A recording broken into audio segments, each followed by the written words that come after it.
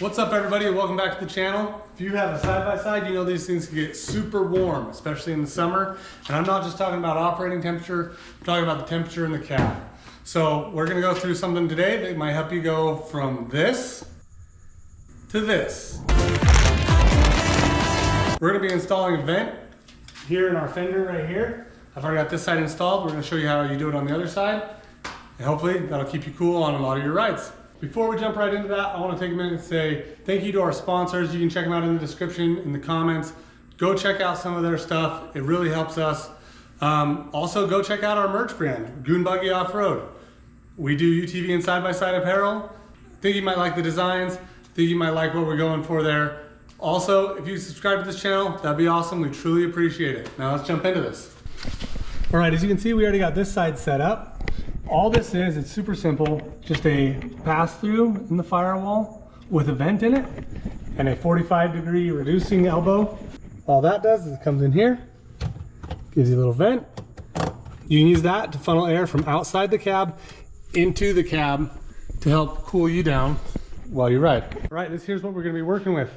You can get all this stuff on Amazon besides like the drill, the hole saw and stuff like that, but these three main components on this side, you can get these all on Amazon. All we have here is a 45-degree reducing elbow. That's fine, we're gonna trim this up to the right size.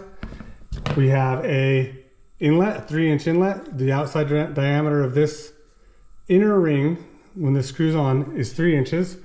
And we have a 3.5-inch band clamp. You can get a kit from RPM that has all this in it, and actually that's what I would recommend you doing. This saved me like 10 bucks to get them all individually from Amazon. But buying the kit from RPM would be a lot quicker if you don't worry about the 10 bucks. You don't like tweaking your own stuff. All right, besides that, we're gonna need a X-Acto knife and a 3-inch hole saw and a marker, which I don't have, but I'm gonna go get. All right, we're working up here under the passenger fender. First thing we're gonna do, we're gonna take this guy, take the ring off. So this is the screw ring from the back side. Okay, then we're gonna put it up here where we're gonna want to make our cut. I will note, you don't actually have to do this marking step if you don't have a wrap. I have a wrap on my machine, and so I'm doing this so that I can trim off the wrap here so it doesn't get caught by the hole saw and torn. Okay, now we got our X-Acto knife. All we're gonna do is trace this mark, or cut around this mark, so that we can peel the sticker off and not have it bind up in the hole saw. And like I said before, if you don't have a wrap on your machine, you can just skip ahead, because this is really only to prevent this cosmetic stuff.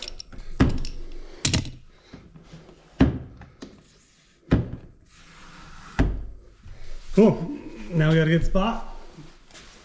We can go get our hole saw. Next up, we got our hole saw. Line this puppy up in the middle of our outline, and we're just gonna go for it.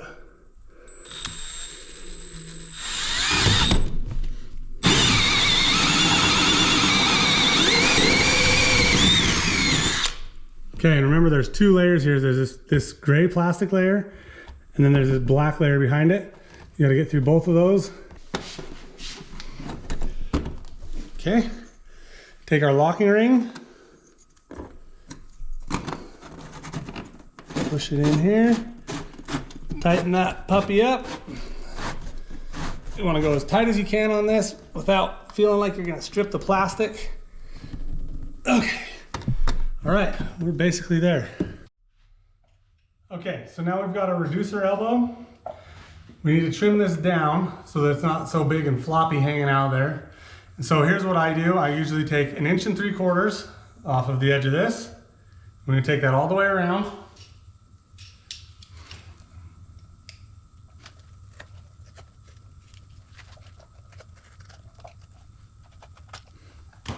Like that.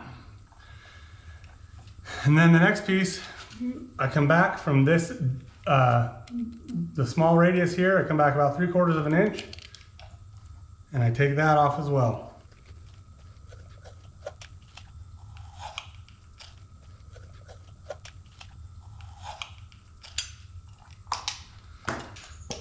as it's gonna get. Okay, now we got that cut. We're gonna take our band clamp. We're gonna put it on our little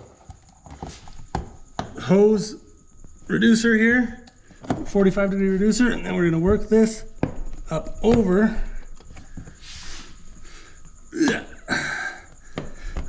this plastic piece in a way that'll let it hang on there.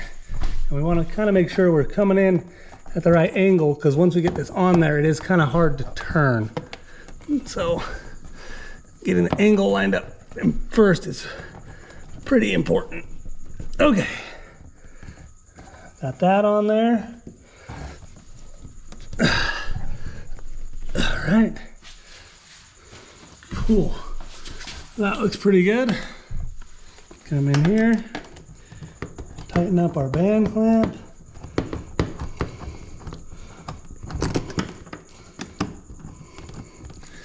So we get it snug on there. That's pretty slick. As you can see from the front, that'll catch the air coming through the front fender here. That'll direct it into the cab where we can use it to cool off the inside of the cab. All right, let's go see if it actually helps. All right, as you'll notice, I'm actually wearing a jacket right now. And this is actually a few weeks after I recorded the actual install of these vents. I lost the footage from the first time I did this, and now's the time I got around to do it. But basically, we're out here, we're driving on the street. I'm actually going to go, run an errand, my vehicle, street legal. And this is a good test case for how much airflow is coming through. Because you obviously, I can hold a steady rate of speed, 25 miles an hour, on up to whatever the speed limit is, 35, 40. What I will say is there is definite airflow coming from these vents down here. But if you are expecting this to be as good as an HVAC system, you're going to be disappointed. It's not as good as an HVAC system, and it won't be. It's not cooling the air. It's obviously only pulling in ambient air. That does make a huge difference when you have these coolant pipes running through right here through the tunnel that are heating the air in the cab.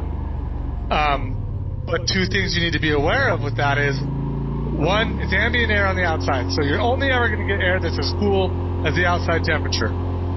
Two, you get more airflow the faster you go. So right now I'm doing 30 miles an hour. I've got pretty good airflow coming through these vents, but if I kick this up to 50, which I test previously, you get more airflow, obviously. It's just an open vent. There's not much to it. I will say I can definitely feel the air circulating better around by my calves and my feet, which is usually what got boiling hot. And so overall, I would say these are definitely worth it for 60 bucks. I would buy the RPM kit that has everything already put together. I would not waste my time stitching it together the same way I did. But these are definitely a benefit. They definitely let air in. They definitely let it circulate. It is definitely cooler with those vents open than it is with them closed. And I think it's well worth it. But anyways, thanks for watching.